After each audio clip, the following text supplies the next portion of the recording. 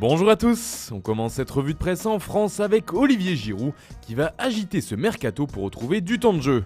L'attaquant de Chelsea pourrait rebondir en Ligue 1, en tout cas lui ne ferme pas la porte comme il l'a déclaré dans une interview au Dauphiné Libéré que rapporte ce jeudi l'équipe. Un retour dans l'hexagone forcé pour Giroud, sa préférence irait tout de même à l'Inter peut-on lire dans les colonnes du quotidien français, mais le troisième meilleur buteur de l'histoire des Bleus doit surtout retrouver du temps de jeu pour assurer sa place à l'Euro avec les Bleus. On part maintenant en Espagne avec un autre joueur de Première Ligue qui fait les gros titres, il s'agit de Joao Cancelo.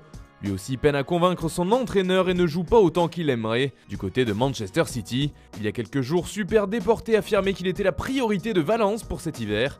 Dans son édition d'aujourd'hui, le journal ibérique écrit que Pep Guardiola serait contre le départ de son latéral droit, même si celui-ci n'est pas titulaire indiscutable cette saison.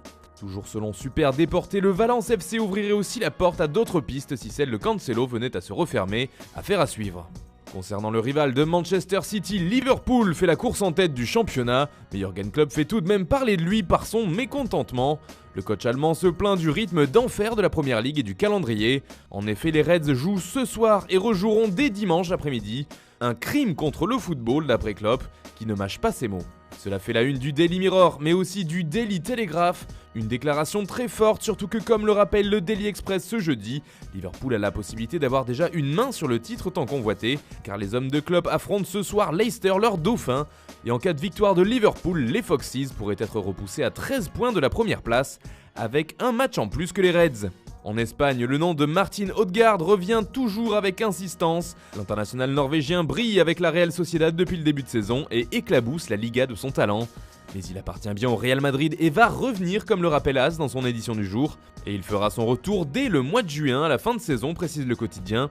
Alors que la Real Sociedad a la possibilité de le conserver une année supplémentaire, la Casablanca aurait pris la décision de vite rapatrier son diamant brut. Et on comprend bien pourquoi. Le milieu offensif pourrait bien être la meilleure des recrues pour Zidane et en plus, ça sera gratuit. Toujours dans la presse ibérique, le Barça fait lui aussi les gros titres.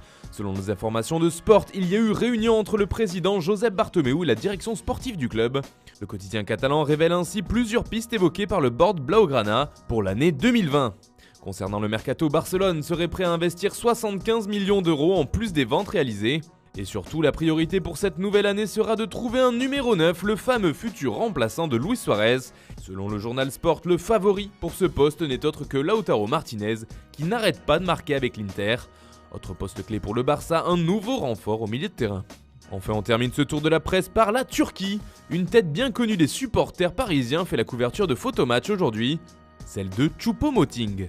Selon les informations du journal, Fenerbahçe s'intéresserait de près à l'international camerounais, lui dont le contrat se termine en fin de saison prochaine. Le club stambouliote souhaiterait renforcer son attaque cet hiver et le nom de Choupo-Moting figurerait donc dans sa shortlist. Le joueur, lui, joue beaucoup moins cette année depuis l'arrivée d'Icardi et pourrait voir d'un bon œil ce nouveau challenge.